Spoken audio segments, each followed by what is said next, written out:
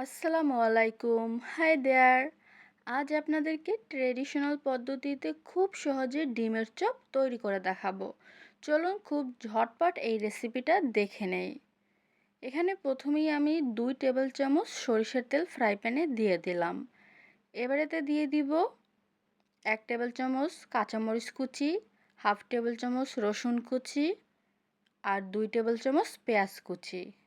এখন এটাকে ভালো মতন একটু 1.5 মিনিটের মতন সতে করে নিতে হবে মিডিয়াম আঁচে। হালকা একটু নরম হয়ে গেছে, এখন এতে অ্যাড করে দিলাম স্বাদমতো লবণ। এবার এতে অ্যাড করব ধনিয়া পাতা। ধনিয়া পাতার পরিমাণ আপনারা নিজেদের ইচ্ছে মতো দিয়ে দিবেন। আমি এখানে 1.5 টেবিল চামচ দিয়েছি। পেঁয়াজ কাঁচামরিচ খুব ভালো করে নরম করে নিয়েছি। এখন এতে 1/4 টিস্পুন গরম মশলার গুঁড়া দিয়ে দিলাম।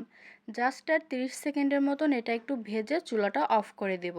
এটা হয়ে গেছে, চুলাটা অফ করে আমি এখানে 3টা আলু ভালো করে ম্যাশ করে নিয়েছি। মিডিয়াম সাইজের আলু সিদ্ধ করে ভালো করে ভর্তা করে নিলাম। এর মধ্যে এবার দিয়ে দিলাম 1 চামচ চিলি ফ্লেক্স। ঝাল আপনারা নিজেদের ইচ্ছে মতো দিবেন।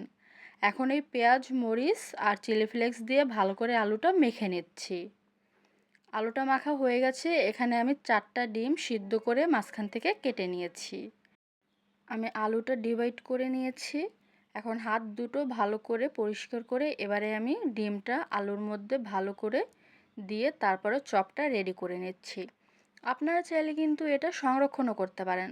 সংরক্ষণ করার জন্য এটা ভালো করে চপ আকারে তৈরি করে ব্রেড ক্রাম্বে মেখে তারপরে ডিপ ফ্রিজে 3 থেকে 4 দিনের মতন এয়ারটাইট বক্সে রেখে সংরক্ষণ করতে পারবেন।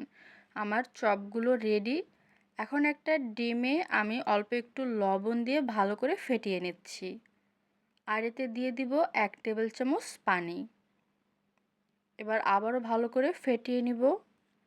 এখন একটা ডিমের চপ প্রথমে ডিমে ডিপ করে নিতে হবে, তারপরে ব্রেড ক্রাম্বে কোট করে নিতে হবে। মনে রাখবেন এই চপগুলো কিন্তু ডাবল কোট করতে হবে, তা না হলে কিন্তু ভাজার সময় আলুটা ফেটে বেরিয়ে আসবে। এর জন্য প্রথমে ডিমে ডিপ করে আমি ব্রেড ক্রাম্বে কোট করে আবারও চপটা ডিমের মধ্যে দিয়ে ভালো করে ডিপ করে নিয়ে তারপর আবারও ব্রেড ক্রাম্ব দিয়ে কোট করে নিচ্ছি। আপনারা ব্রেড ক্রাম্ব অথবা টোস্ট ক্রাম্বেও কিন্তু এটাকে কোট করে নিতে পারেন। এভাবে সবগুলো চপই আমি ডাবল কোট করে নেব। আপনারা এভাবে কোট করার পরেই কিন্তু ফ্রিজে সংরক্ষণ করে রাখতে পারবেন। আর ভাজার আগে অবশ্যই ডিফ্রস্ট করে নেবেন, মানে 1 ঘন্টা আগে বের করে ঠান্ডাটা ছাড়িয়ে তারপরে অল্প তেলে ভেজে নেবেন। আমি তেলটা ভালো করে গরম করে নিয়েছি, 3টা করে আমি ভেজে নিব প্রতি ব্যাচে। আর একদম মিডিয়াম টু লো আছে, এগুলোকে অল্প তেলেই ভেজে নিতে হবে। অনেক বেশি তেল দিবেন না, তাহলেই কিন্তু এগুলো ফেটে বেরিয়ে আসবে। আর প্রথম দিকে এর আঁচটা একটু বাড়িয়ে দিবেন, মানে হাই ফ্লেমে 1 মিনিটের মতন ভেজে ওপরটা হালকা শক্ত করে নেবেন। তারপর মিডিয়াম টু লো ফ্লেমে আরও 1 থেকে 1.5 মিনিটের মতন ভেজে নেবেন। এই চপগুলো ভাজতে বেশি একটা টাইম লাগবে না, মাত্র 2 থেকে 3 মিনিটই টাইম লাগবে।